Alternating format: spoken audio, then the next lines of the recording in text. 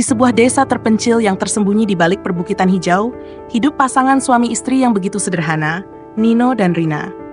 Rumah kecil mereka berdiri di ujung desa, berdinding kayu lapuk yang seakan bercerita tentang perjuangan panjang melawan waktu dan kemiskinan.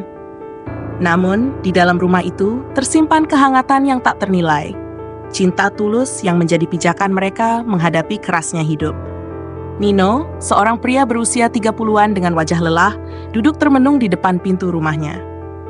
Angin malam berbisik lembut, tetapi kegelisahan di hatinya tak dapat diredakan. Ia merasa gagal, merasa tak mampu menjadi kepala keluarga yang layak. Hari-harinya dihabiskan mencari pekerjaan yang tak kunjung ia dapatkan. Sementara Rina, istrinya yang tabah, terus berjuang membantu dengan bekerja serabutan di ladang milik tetangga. Rina, perempuan muda yang penuh keteguhan, selalu berusaha tersenyum di hadapan Nino, meski hatinya diliputi keprihatinan. Setiap pagi, ia menyiapkan makanan seadanya, memastikan bahwa suaminya tetap merasakan kasih sayang, meski hidup mereka penuh keterbatasan. Namun, di balik senyumnya, ia juga menyimpan kegelisahan yang tak pernah diungkapkan. Kemiskinan yang semakin mencekik mulai menguji kesabaran mereka, dan cinta yang dulu menguatkan perlahan terkikis oleh tekanan hidup. Malam itu, Rina memeluk Nino dari belakang, mencoba menguatkan suaminya yang tampak semakin terpuruk. "Kita pasti bisa melewati ini, Mas," bisiknya lembut. Tetapi, tatapan kosong Nino yang mengarah ke kegelapan malam membuat hati Rina terasa hancur. Ia tahu, pria yang dicintainya itu tenggelam dalam perasaan bersalah karena tak mampu memperbaiki hidup mereka. Di tengah malam yang sunyi, di bawah cahaya bulan yang pucat, Nino berjalan sendirian ke sebuah sungai kecil di pinggir desa. Angin yang dingin menusuk kulitnya, tetapi pikirannya lebih dingin. Ia teringat pada bisikan-bisikan orang desa tentang jalan pintas menuju kekayaan.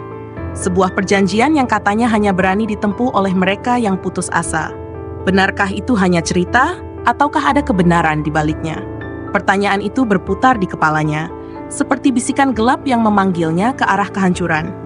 Langkah Nino terhenti ketika ia mendengar suara pelan, hampir seperti gumaman, di belakangnya. "Kau mencari jalan keluar, nak?" Suara berat itu membuat tubuh Nino kaku. Ia berbalik dan mendapati seorang pria tua dengan mata tajam dan senyum yang terlalu tenang untuk malam yang dingin. "Kalau kau ingin menolong keluargamu, aku bisa membantu. Tapi setiap pilihan ada harganya," lanjut pria itu dengan nada misterius. Nino hanya terpaku, tak mampu menjawab, tetapi di dalam hatinya, pergulatan besar telah dimulai. Apakah cinta mereka cukup kuat untuk bertahan? Ataukah godaan kekayaan akan menghancurkan segalanya? Perjalanan mereka baru dimulai. Sebuah perjalanan yang penuh dengan pilihan-pilihan mengerikan, pengkhianatan, dan kutukan yang akan mengubah hidup mereka selamanya. Ikuti kisah ini hingga akhir, karena setiap babaknya akan membawa Anda ke dalam jurang emosi, ketegangan, dan misteri yang tak terduga. Godaan kekayaan instan. Pagi itu, Nino terbangun dengan perasaan gelisah yang membebani dadanya. Suara burung di luar rumah terasa asing, seolah dunia telah berubah. Pertemuan dengan pria tua misterius semalam terus menghantui pikirannya. Kata-katanya berulang di kepalanya seperti mantra. Setiap pilihan ada harganya. Di dapur, Rina menyiapkan sarapan seadanya, hanya nasi dengan taburan garam. Namun ia tetap tersenyum sambil menyodorkan piring kepada Nino. "Mas, makanlah dulu. Aku tahu ini tak banyak, tapi cukup untuk mengganjal perutmu." Nada suaranya lembut, tetapi di balik senyum itu, mata Rina menyiratkan kelelahan dan kesedihan yang sulit disembunyikan. Nino menatap piring itu dengan mata kosong. Ia tahu Rina terlalu sering menahan lapar agar ia bisa makan. Hal itu mencabik-cabik perasaannya. Piring itu ia letakkan begitu saja tanpa disentuh. "Aku pergi sebentar," gumamnya tanpa menunggu jawaban dari istrinya. Nino berjalan dengan langkah berat ke arah tepi hutan, tempat ia bertemu pria itu semalam. Setiap langkah terasa seperti membawa dirinya semakin jauh dari kehidupan yang ia kenal. Seketika, suara itu terdengar lagi, memecah kesunyian pagi. "Kau datang lagi, nak? Aku tahu kau pasti tidak bisa tidur memikirkan ucapanku," ujar pria tua itu. Kali ini muncul dari balik pepohonan dengan sorot mata tajam yang menembus jiwa. "Apa yang kau inginkan dariku?" Nino bertanya dengan nada penuh keraguan, tetapi di dalam hatinya ada secercah harapan yang ia genggam erat. Pria itu tersenyum tipis, memperlihatkan gigi-giginya yang menguning. "Bukan aku yang menginginkan apa-apa darimu. Aku hanya perantara. Ada kekuatan besar yang bisa memberimu segalanya. uang, rumah megah, kehormatan. Kau hanya perlu memberikan satu hal kecil sebagai gantinya. Nino terdiam, tubuhnya membeku. Namun, sebelum ia sempat bertanya lebih lanjut, pria itu menyodorkan sebuah kain merah kecil. Di dalamnya terdapat selembar kertas tua bertuliskan mantra dalam aksara kuno yang tidak Nino pahami. "Tanda tangani dengan darahmu," bisik pria itu. "Apa yang harus kuberikan?" tanya Nino dengan suara bergetar. Pria itu mendekat, menatap langsung ke mata istrimu. Darah Nino seakan membeku. "Apa maksudmu? Aku tidak bisa menyerahkan Rina. Dia istriku, dia segalanya bagiku. Kau hanya perlu membiarkannya melayani kekuatan besar itu setiap malam Jumat. Dia tidak akan mati, tidak akan terluka, hanya harus melayani. Sebagai gantinya, kau akan mendapatkan semua yang kau inginkan. Bukankah kau ingin melihat Rina bahagia dengan hidup yang lebih baik?" Pria itu berbicara dengan nada yang menggoda, seperti racun manis yang menusuk ke dalam jiwa Nino. Di dalam hati Nino berkecamuk perang besar. Ia tahu betapa ia mencintai Rina, tetapi ia juga tahu betapa ia tidak mampu membahagiakannya. Di benaknya, bayangan Rina bekerja keras dan menderita setiap hari terus menghantuinya. Bagaimana jika kekayaan ini adalah jalan keluar yang mereka butuhkan?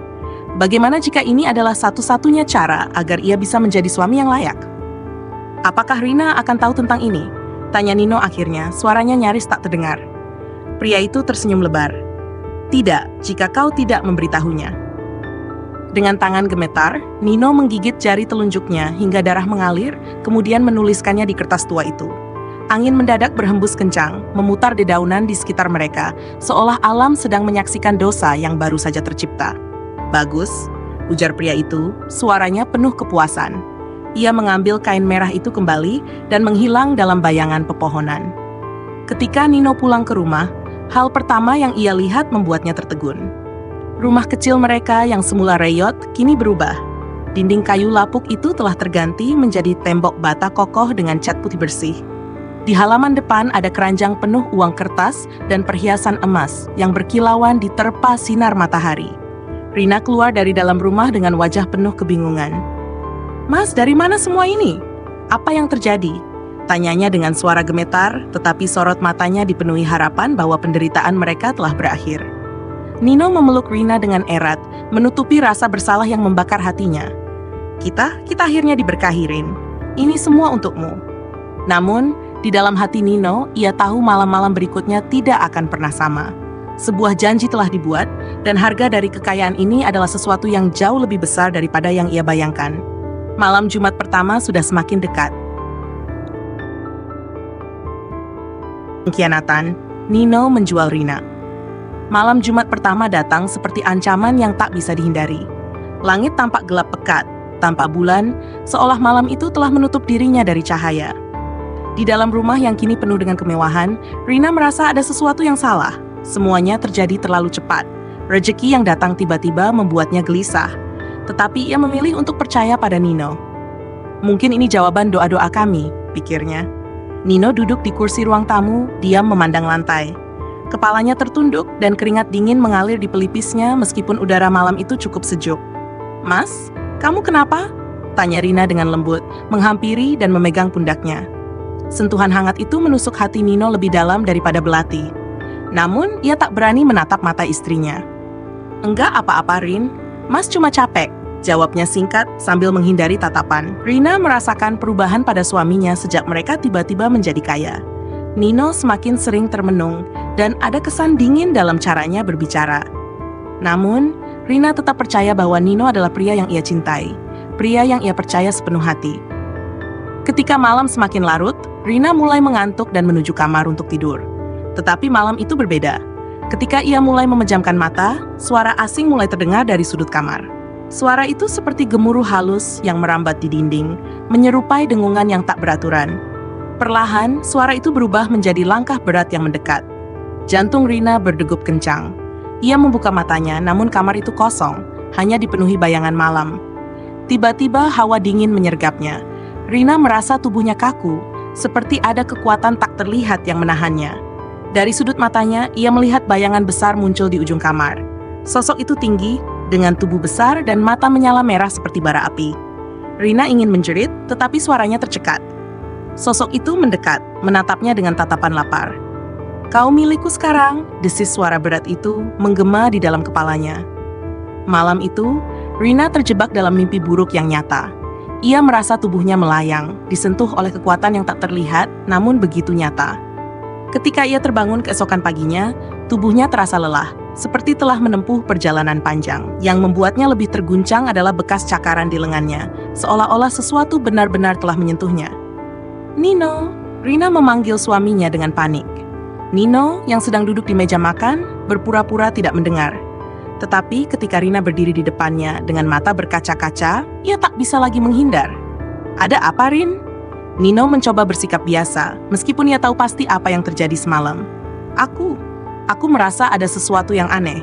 Aku bermimpi buruk semalam, tapi ini." Rina menunjuk lengannya yang penuh bekas cakaran. "Mas, aku takut. Ada apa ini?" Nino ingin bicara, ingin mengaku, tetapi kata-kata itu seperti tercekik di tenggorokannya. Bagaimana mungkin ia bisa mengatakan kebenaran? Bagaimana mungkin ia bisa mengungkap pengkhianatan yang telah ia lakukan? "Aku nggak tahu, Rin. Mungkin kamu cuma mimpi," ujarnya gugup menghindari tatapan Rina. Namun malam Jumat berikutnya datang, dan semuanya terulang. Kali ini lebih mencekam. Rina melihat bayangan itu dengan lebih jelas. Sosok tinggi besar itu berdiri di samping ranjangnya, menatapnya dengan tatapan penuh hasrat. Setelah kejadian malam itu, Rina tak lagi diam. Ia memaksa Nino untuk berbicara. "Mau sampai kapan kamu bohong, Mas? Mau sampai kapan kamu diam sementara aku dihantui sesuatu yang aku nggak ngerti? Apa yang terjadi di sini?" seru Rina sambil menangis. Matanya memerah, suaranya pecah oleh emosi yang ia pendam. Nino tak sanggup lagi. Ia jatuh berlutut di hadapan istrinya, tangisnya pecah. Aku melakukan sesuatu, Rin. Aku hanya ingin kita bahagia. Aku hanya ingin kita keluar dari kemiskinan itu." "Apa maksudmu, Mas?" tanya Rina dengan nada putus asa. Aku menyerahkanmu pada siluman itu." Suara Nino hampir tak terdengar, tetapi bagi Rina pengakuan itu seperti petir yang menghantam hatinya. Rina terduduk, wajahnya pucat. Dadanya terasa sesak, seperti semua udara di ruangan itu lenyap seketika. "Kamu, apa? Mas, kamu menjualku untuk kekayaan?" Suaranya bergetar, penuh kekecewaan dan luka yang dalam. Nino hanya bisa mengangguk sambil menangis. "Aku terpaksa, Rin. Aku terpaksa. Aku ingin kamu hidup nyaman. Aku ingin membahagiakanmu." "Bahagia?" Rina berteriak dengan suara parau. "Apa ini yang kamu sebut bahagia? Aku dihantui, aku dipermainkan oleh sesuatu yang tidak aku mengerti, dan itu semua karena kamu? Karena kamu menyerahkan aku ke sesuatu yang bahkan bukan manusia." Rina menangis sejadi-jadinya. Hatinya hancur, bukan hanya karena pengkhianatan Nino, tetapi karena ia merasa dirinya telah kehilangan segalanya. Cinta yang ia percayai, kehidupan yang ia impikan, semuanya telah berubah menjadi mimpi buruk. Malam itu, untuk pertama kalinya, ia merasa tidak aman di samping suaminya sendiri. Ia merasa seperti seorang tawanan, dikurung oleh perjanjian yang tidak pernah ia setujui. Malam Jumat berikutnya semakin dekat, dan Rina tahu ia harus mencari cara untuk menyelamatkan dirinya sendiri. Teror malam, rahasia perjanjian terungkap. Malam Jumat berikutnya tiba, membawa angin dingin yang menusuk tulang. Hawa suram menyelimuti rumah yang kini terasa seperti penjara. Rina duduk di sudut kamar, memeluk lututnya erat. Ia tak lagi melihat suaminya sebagai pelindung, melainkan sebagai pelaku pengkhianatan yang menjual kebahagiaannya pada kegelapan. Di luar, suara desir angin bercampur bisikan-bisikan aneh mulai terdengar. Rina tahu malam itu bukan malam biasa. Sesuatu akan datang, sesuatu yang mengincarnya. Nino, suaranya pelan, nyaris berbisik. Namun ada kekuatan yang menyelimuti kata-katanya. "Kamu harus bilang semuanya. Siapa makhluk itu? Apa yang sebenarnya terjadi?" Nino berdiri kaku dekat pintu, menunduk, tak berani menatap istrinya. Air mata menetes dari sudut matanya. Aku sudah membuat perjanjian dengan dia, Rin. Makhluk itu siluman yang memberiku kekayaan. Syaratnya, aku harus menyerahkanmu padanya sebagai tumbal." Kata-kata itu menghantam Rina seperti badai yang meruntuhkan segalanya. Tubuhnya gemetar hebat, tangisnya meledak. Namun yang lebih sakit adalah pengkhianatan suaminya. "Mas, kau bilang kau ingin aku bahagia," katanya dengan suara bergetar. "Tapi ini kebahagiaan yang kau berikan padaku? Kau menyerahkan aku kepada sesuatu yang bahkan bukan manusia?" Nino tak menjawab. Hanya tangis penyesalan yang terdengar dari bibirnya. Malam semakin larut dan suara-suara aneh itu kian jelas. Dinding rumah berderak, seperti sesuatu sedang menggoresnya dari luar. Lalu pintu kamar tiba-tiba terbuka perlahan, menciptakan bunyi yang menyayat telinga. Rina mematung. Di ambang pintu, sesosok bayangan besar muncul. Tubuhnya hitam legam, dengan mata merah menyala dan kuku tajam yang memantulkan cahaya redup. Aroma busuk menyebar memenuhi ruangan. Waktumu sudah tiba. Suara makhluk itu menggema, berat dan dingin, seperti berasal dari dasar kegelapan. Rina mencoba berdiri, tetapi tubuhnya terasa lumpuh oleh ketakutan. Nino mendekati makhluk itu dengan langkah gemetar, menundukkan kepala seperti seorang budak di hadapan majikannya. "Maafkan aku, Tuan," Nino tergagap. "Beri aku waktu lagi, aku mohon." Makhluk itu mendengus, menciptakan hembusan angin yang memadamkan lilin-lilin di kamar. "Tidak ada lagi waktu. Kau telah mendapat apa yang kau inginkan. Kini giliran wanita ini." "Jangan sentuh aku," jerit Rina. Matanya dipenuhi air mata, namun ia menatap makhluk itu dengan keberanian terakhir yang ia miliki. Makhluk itu mengulurkan tangan, cakar tajamnya nyaris menyentuh wajah Rina. Namun sebelum ia sempat melakukan apa-apa, suara keras terdengar dari luar rumah. Pukul gong berbunyi 3 kali. Nino dan makhluk itu sama-sama terkejut. Apa itu? Geram makhluk tersebut memutar tubuhnya ke arah suara. Ternyata, di luar rumah berdiri seorang wanita tua dengan tongkat di tangannya. Ia adalah Bu Ratmi, tetangga sebelah rumah yang selama ini dianggap hanya seorang nenek renta. Namun malam itu, ia tampak seperti orang lain. Di sekelilingnya, asap dupa mengepul tebal dan di tangannya ada sebuah kitab tua berbahasa kuno. "Pergi kau, makhluk jahanam, perjanjianmu takkan lagi berlaku malam ini." Suara Bu Ratmi menggema, menggetarkan udara di sekitar rumah. Makhluk itu menatapnya dengan mata membara. "Kau pikir doa-doamu bisa menghentikanku? Wanita ini adalah milikku." Bu Ratmi melangkah masuk ke rumah. Tongkatnya menghentak lantai, menciptakan getaran aneh di udara. "Kau telah melanggar batasmu, siluman. Kau tidak hanya mengambil jiwa, tetapi juga menghancurkan kehidupan orang lain. Ini waktunya kau kembali ke tempat asalmu." Rina menatap Bu Ratmi dengan harapan terakhir, tetapi ketakutan belum hilang dari matanya. Makhluk itu mendekat dan rumah mulai bergetar hebat. Perabotan jatuh, kaca jendela pecah, dan suara jeritan gaib memenuhi udara. Nino yang selama ini hanya diam, tiba-tiba melangkah maju. Ia memandang istrinya, lalu menatap makhluk itu dengan keberanian yang baru ditemukan. "Ambil aku saja," katanya dengan suara lantang meskipun gemetar. "Aku yang membuat perjanjian itu, jangan ganggu Rina lagi." Makhluk itu tertawa keras. "Jiwamu sudah tak berguna untukku. Kau telah menjadi milikku sejak kau menandatangani perjanjian itu. Aku hanya ingin wanita ini." Namun, sebelum makhluk itu sempat bergerak lagi, Bu Ratmi membaca mantra keras-keras. Suara mantra itu menggema, mengisi ruangan dengan energi yang menyengat. Makhluk itu berteriak kesakitan, cakar-cakarnya mencoba melawan, tetapi tubuhnya perlahan memudar menjadi asap hitam. Dalam hitungan detik, makhluk itu lenyap. Rumah kembali sunyi, hanya menyisakan kepingan kaca dan perabotan yang hancur. Rina jatuh terduduk, tangisnya meledak. Ia merasa seperti telah melewati neraka. Nino mendekatinya, tetapi Rina menjauh, tatapannya penuh luka yang tak bisa ia sembunyikan. "Rin, aku minta maaf. Aku tak pantas mendapatkan pengampunanmu, tapi aku sungguh menyesal." Suara Nino bergetar, air matanya mengalir deras. Namun, Rina hanya diam, menangis dalam keheningan yang memilukan. Cinta yang dulu ia miliki untuk suaminya, kini terasa seperti bayangan yang telah menghilang. Bu Ratmi mendekat, membelai lembut bahu Rina. "Anakku, kau telah selamat. Tapi ingatlah, bekas luka dari perjanjian ini akan terus ada. Kau harus kuat untuk melanjutkan hidupmu."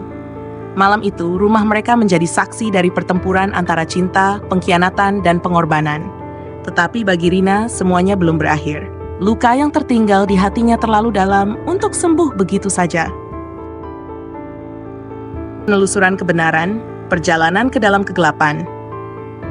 Hari-hari setelah malam mengerikan itu berlalu dalam keheningan yang menyesakkan. Rumah Rina dan Nino kini seperti makam sunyi.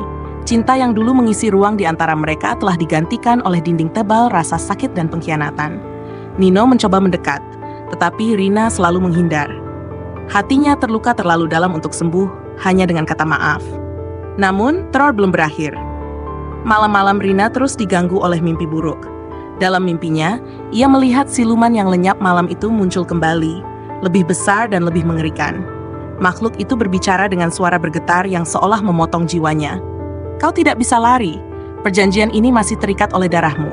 Pagi itu, Rina bangun dengan tubuh gemetar, keringat membanjiri wajahnya. Ini belum selesai, gumamnya dengan napas terengah-engah. Dia masih mengincar aku. Di sudut ruangan, Nino menatap istrinya dengan mata penuh penyesalan. Aku akan melindungimu, Rin. Aku bersumpah. Namun, sumpah itu hanya membuat Rina semakin marah. Lindungi aku? Suaranya bergetar, penuh amarah yang ditahan. Kau yang menempatkanku dalam situasi ini. Kau menyerahkan aku untuk kekayaanmu. Bagaimana aku bisa percaya kau akan melindungi aku? Nino terdiam, menundukkan kepala. Kata-kata itu menancap dalam di hatinya. Hari itu Rina memutuskan untuk mencari jawaban sendiri. Ia pergi menemui Bu Ratmi. Wanita tua itu tinggal di sebuah rumah kecil di tepi desa, dikelilingi hutan yang dipenuhi pohon besar yang tampak seolah mengawasi siapa saja yang mendekat. Bu Ratmi, makhluk itu, dia belum pergi sepenuhnya, kata Rina dengan suara gemetar, mencoba menyembunyikan ketakutannya. Aku merasa dia masih mengincarku. Bu Ratmi mengangguk pelan. Aku sudah menduganya. Perjanjian seperti ini tidak bisa diputuskan dengan mudah. Kau hanya melawan sebagian kekuatannya malam itu. Akarnya masih tertanam dalam jiwamu. Rina menelan ludah. Tangannya gemetar. Apa yang harus aku lakukan? Aku tidak bisa hidup seperti ini. Bu Ratmi menatapnya dengan mata yang penuh beban. Hanya ada satu cara untuk benar-benar memutus perjanjian itu. Kita harus mencari asal mula kekuatan makhluk itu. Kita harus kembali ke tempat di mana Nino membuat perjanjian. Kata-kata itu menggantung di udara, berat dan menakutkan. Kembali ke tempat perjanjian berarti kembali ke sumber kegelapan. Malam itu, Rina dan Bu Ratmi bersiap untuk perjalanan ke tempat perjanjian, hutan larangan di pinggir desa. Nino bergabung dengan mereka, meskipun kehadirannya membuat Rina gelisah. Hutan itu adalah tempat di mana semua ini dimulai, jelas Nino dengan suara parau. Aku bertemu makhluk itu di sebuah pohon besar yang berdiri di tengah lingkaran batu. Di sanalah dia membuat perjanjiannya denganku. Perjalanan dimulai dengan langkah berat. Hutan larangan bukan sekadar tempat biasa. Udara di dalamnya terasa lebih dingin, lebih berat, seolah-olah setiap napas adalah perjuangan. Jangan berbicara terlalu keras, bisik Bu Ratmi. Makhluk-makhluk tempat ini bisa mendengar kita. Semakin dalam mereka masuk, semakin gelap dan mencekam suasananya. Angin yang bertiup membawa bisikan-bisikan halus, seolah ada sesuatu yang mengawasi mereka. Pohon-pohon besar menjulang seperti raksasa yang diam, dan tanah yang mereka pijak terasa dingin dan basah, meski hujan tidak turun. Akhirnya, mereka tiba di lingkaran batu yang disebutkan Nino. Di tengahnya berdiri sebuah pohon besar, dengan cabang-cabang yang melengkung seperti tangan yang ingin meraih. Akar pohon itu menjalar ke segala arah, terlihat seperti ular yang sedang menunggu mangsanya. Rina merasakan hawa dingin menusuk saat matanya menatap pohon itu. Ada sesuatu yang salah, sangat salah. Bu Ratmi mendekati pohon itu, menyalakan dupa dan membaca mantra dalam bahasa kuno. Saat asap dupa mulai mengepul, tanah di sekitar mereka bergetar. Siapkan dirimu, seru Bu Ratmi. Dari dalam pohon terdengar suara retakan seperti kayu yang patah. Lalu, perlahan-lahan, sebuah sosok keluar dari bayangan pohon itu. Mata merah menyala muncul pertama kali, diikuti oleh tubuh hitam besar dengan cakar tajam. Makhluk itu tertawa rendah, suaranya menggema di seluruh hutan. Kau kembali, katanya, menatap Nino dengan seringai mengerikan. Dan kau membawa perempuan ini lagi. Betapa bodohnya kalian. Rina mundur beberapa langkah, tubuhnya gemetar. Makhluk itu semakin mendekat. Auranya menciptakan tekanan yang hampir tak tertahankan. Sudah kubilang, perjanjian ini tidak bisa diputuskan begitu saja. Jiwa perempuan ini adalah milikku, dan aku akan mengambilnya, entah kau setuju atau tidak. Bu Ratmi berdiri di depan Rina, menghalangi makhluk itu. Tidak malam ini, aku di sini untuk menghentikanmu. Kekuatanmu hanya bisa bertahan jika kau masih terikat dengan pohon ini. Kami akan memutuskan akar kekuatanmu. Makhluk itu tertawa keras, suaranya memekakkan telinga. Kau pikir bisa melawan aku? Kalian semua hanyalah manusia lemah. Tanah di sekitar mereka mulai retak, mengeluarkan uap panas. Rina memegang tangan Nino dengan erat, meski rasa sakit masih menguasai hatinya. Bu Ratmi, bisiknya penuh ketakutan. Apa yang harus aku lakukan? Kau harus membuat keputusan, jawab Bu Ratmi tanpa menoleh. Kau bisa melarikan diri, atau kau bisa melawan. Tapi jika kau melawan, kau harus siap kehilangan segalanya. Rina menggigit bibirnya, air mata mengalir deras di pipinya. Pilihan itu seperti belati di dadanya. Jika ia melarikan diri, makhluk itu akan terus menghantuinya. Tapi jika ia melawan, ya risikonya terlalu besar. Antara itu, makhluk itu terus mendekat, membawa kegelapan yang semakin tebal. Lingkaran batu kini dipenuhi energi mencekam. Pilihan harus dibuat. Rina berdiri di tengah lingkaran batu, tubuhnya gemetar, tapi bukan lagi karena ketakutan. Kali ini yang menyelimuti dirinya adalah keberanian yang lahir dari keputusasaan. Ia menggenggam tangan Nino erat, menariknya lebih dekat. "Aku tidak akan lari lagi," katanya, suaranya bergetar namun tegas. Nino memandangnya, matanya penuh rasa bersalah. "Rina, aku yang memulai ini, aku yang seharusnya mengakhirinya. Aku tidak akan membiarkan kau menanggung semua ini sendirian." Sementara itu, makhluk itu berdiri tak jauh dari mereka. Tubuh hitamnya menjulang. Mata merahnya berkilat penuh kesombongan. "Keberanian yang sia-sia," katanya sambil melangkah maju. Setiap langkahnya membuat tanah di bawahnya bergetar. "Kalian tidak tahu apa yang kalian hadapi." Bu Ratmi, yang selama ini berdiri di belakang mereka, maju ke depan, membentangkan tangannya. Dengan suara tegas, ia melantunkan mantra yang panjang, mencoba menahan energi gelap yang terus mengalir dari pohon besar itu. Asap dupa di tangannya berputar semakin cepat, menciptakan penghalang tipis antara mereka dan makhluk itu. Namun jelas terlihat bahwa usahanya membuat tubuhnya semakin lemah. "Kalian harus bertindak cepat," teriak Bu Ratmi. Makhluk ini tidak bisa dilawan dengan kekuatan manusia biasa. Pohon itu adalah sumber kekuatannya. Jika akar-akarnya dihancurkan, dia akan kehilangan kekuatannya. Rina menatap pohon besar itu. Ia tahu apa yang harus dilakukan, tapi kakinya terasa berat seperti terbelenggu. Bagaimana caranya? "Pohon itu terlalu besar, aku." "Gunakan ini," kata Bu Ratmi sambil menyerahkan sebuah pisau kecil yang terbuat dari batu hitam. Pisau ini telah diritualkan untuk memotong akar-akar kekuatan gaib. Tapi, ada harga yang harus dibayar. Rina menggenggam pisau itu dengan tangan gemetar. "Harga apa?" tanyanya, suaranya hampir tak terdengar. Bu Ratmi menundukkan kepala. "Energi pisau ini hanya akan aktif dengan darah manusia. Kau harus mengorbankan sebagian dari dirimu untuk mematahkan kekuatan pohon itu." Nino mendekat, wajahnya penuh rasa putus asa. "Tidak, aku yang akan melakukannya. Aku yang membuat perjanjian ini, aku yang harus menanggung akibatnya." Namun Rina menggeleng, matanya kini penuh dengan tekad. "Ini hidupku yang dia incar. Ini tubuhku yang dijadikan tumbal. Aku tidak akan membiarkan kau mengorbankan dirimu lagi. Jika harus ada yang membayar, biar aku yang melakukannya." Makhluk itu tertawa terbahak-bahak, suaranya menggema di seluruh hutan. "Kalian semua lemah. Perjuangan ini tidak akan berarti apa-apa. Pada akhirnya, aku akan tetap menang." Rina menatap makhluk itu dengan tatapan tajam. Ia tahu, ini adalah titik di mana segalanya akan berubah. Dengan napas panjang, ia melangkah maju, mendekati pohon besar itu. Energi gelap yang mengalir dari pohon itu semakin kuat, seolah mencoba menahan langkahnya. Nino mencoba menghentikannya, tapi Rina melepaskan genggamannya. "Percayalah padaku," katanya. Suara lembutnya seperti pedang yang menusuk hati Nino. Dengan tangan yang bergetar, Rina menusukkan pisau batu itu ke salah satu akar pohon. Darah dari tangannya mulai mengalir, menyatu dengan energi dari pisau itu. Seketika terdengar suara melengking dari dalam pohon, seperti jeritan ribuan jiwa yang tertahan di dalamnya. Pohon itu mulai bergetar hebat, cabang-cabangnya bergerak liar seperti ular yang marah. Makhluk itu meraung kesakitan. "Berhenti! Kau tidak tahu apa yang sedang kau lakukan."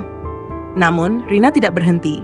Dengan air mata yang mengalir deras, ia menusukkan pisau itu lebih dalam, menghancurkan akar-akar yang terhubung dengan pohon tersebut. Setiap tusukan membuat tubuhnya semakin lemah, tapi ia terus bertahan. Di saat yang sama, Nino, yang tak tahan melihat penderitaan Rina, maju dan memeluknya dari belakang. "Kalau kau harus bertarung, kita akan melakukannya bersama," katanya sambil menggenggam tangan Rina yang memegang pisau. Dengan tenaga terakhirnya, Rina menghancurkan akar terakhir. Pohon besar itu mengeluarkan jeritan terakhir sebelum roboh dengan suara gemuruh yang mengguncang bumi.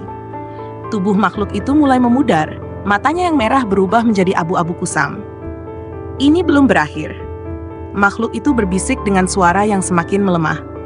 "Kalian mungkin telah memutus sumberku, tapi kalian tidak bisa menghapus bayanganku." Makhluk itu akhirnya lenyap, meninggalkan kegelapan yang memudar perlahan. Rina terjatuh ke tanah, tubuhnya lemah tak berdaya. Nino memeluknya erat, air mata mengalir deras di wajahnya. Aku minta maaf atas semuanya." Rina hanya tersenyum lemah. "Kita berhasil, kita bebas."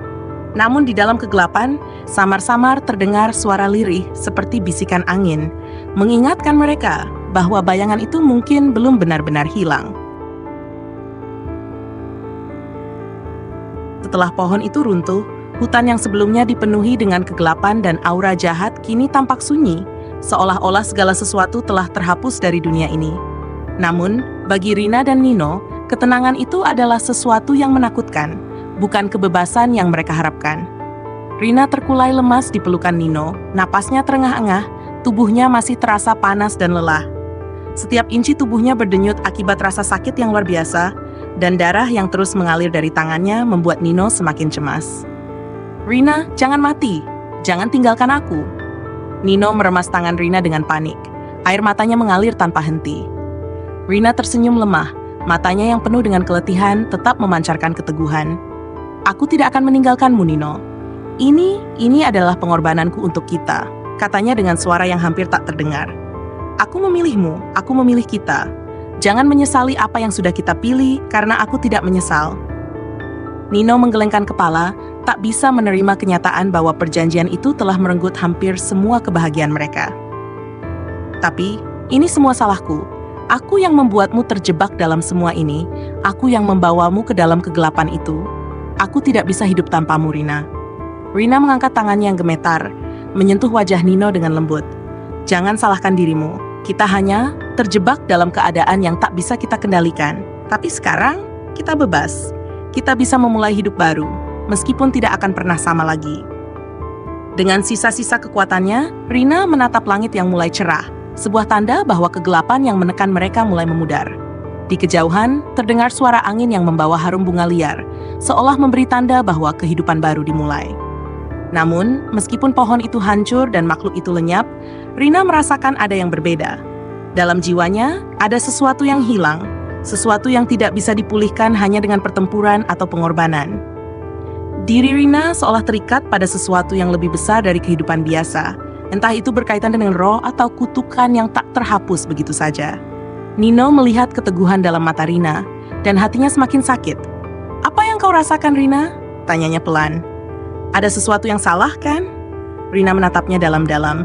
"Aku merasa ada sesuatu yang tertinggal, seperti ada bagian dari diriku yang tidak bisa kembali lagi. Tapi aku tidak bisa melawan takdir ini, Nino. Ini adalah harga yang harus aku bayar." Tanpa kata-kata, Nino mendekatkan wajahnya ke wajah Rina, mencium keningnya dengan lembut. "Aku tidak akan membiarkan apapun merenggutmu lagi. Kita akan melawan segala sesuatu bersama-sama." Mereka berdua terdiam dalam kebersamaan yang penuh rasa sakit dan harapan. Di tengah-tengah hutan yang sunyi itu, mereka tahu bahwa hidup tidak akan pernah kembali seperti semula. Namun ada satu hal yang tetap utuh, cinta mereka yang telah teruji oleh waktu, cobaan, dan pengorbanan.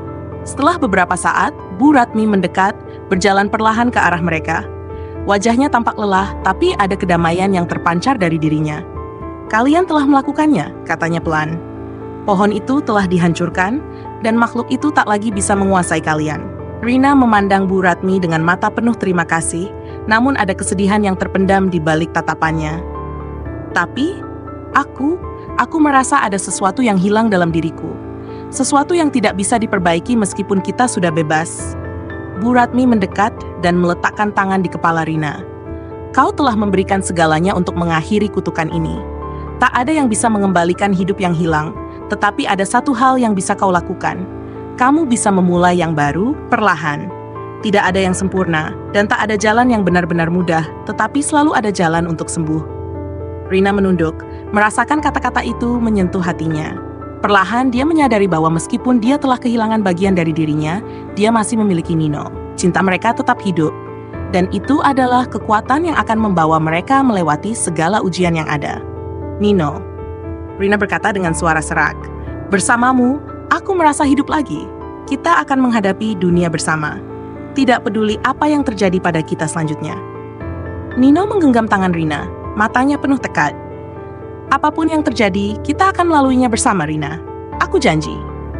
Dengan pelukan hangat dan air mata yang tak bisa lagi dibendung, mereka berdiri, siap untuk menapaki hidup yang baru. Meski masa depan mereka tak pasti, satu hal yang pasti, mereka tidak akan lagi berjalan sendirian. Dan meskipun bayang-bayang masa lalu masih mengintai, mereka tahu bahwa cinta dan pengorbanan akan selalu menjadi cahaya yang memandu mereka keluar dari kegelapan. Waktu berlalu, Namun beban yang ditinggalkan oleh masa lalu masih terus menghantui mereka. Meski kehidupan mereka kini jauh lebih baik, kenangan akan kekayaan yang datang dengan harga yang sangat mahal dan pengorbanan yang tak terhitung jumlahnya tak bisa begitu saja dilupakan.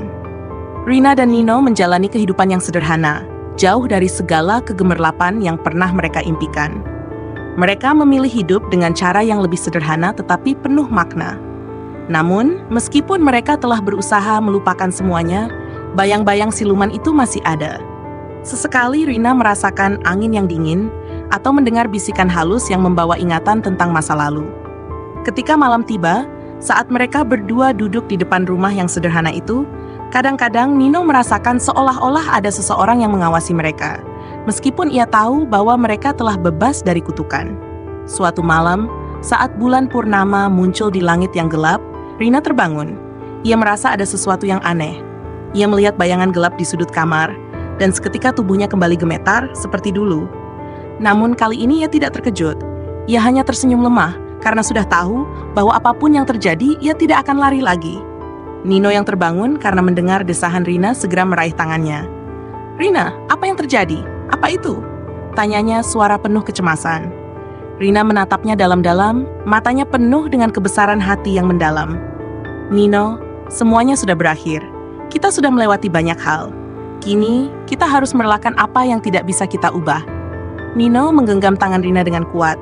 Air matanya kembali mengalir. "Aku mencintaimu, Rina, dan aku tidak ingin kehilanganmu lagi." Rina mengusap air mata Nino dengan lembut. "Aku juga mencintaimu, Nino. Kita sudah berjuang bersama-sama, dan meskipun ini sulit, aku tahu kita akan baik-baik saja. Jangan takut pada bayang-bayang masa lalu, karena kita masih punya masa depan." Di luar jendela, angin berbisik pelan, dan untuk pertama kalinya, Rina merasa benar-benar bebas. Bebas dari bayang-bayang siluman, bebas dari masa lalu yang membelenggu. Cinta yang tulus, pengorbanan yang tak terbalaskan, dan perjalanan panjang yang penuh penderitaan telah membawa mereka ke titik ini, di mana mereka bisa memulai hidup baru, meski dengan luka yang tak akan pernah sepenuhnya hilang. Keesokan harinya, Rina dan Nino berjalan keluar dari rumah mereka di bawah langit yang cerah.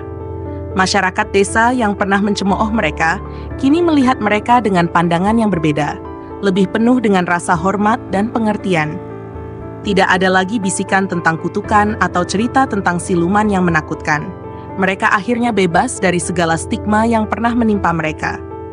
Meskipun kehidupan mereka tidak sempurna, mereka merasa lebih kuat daripada sebelumnya.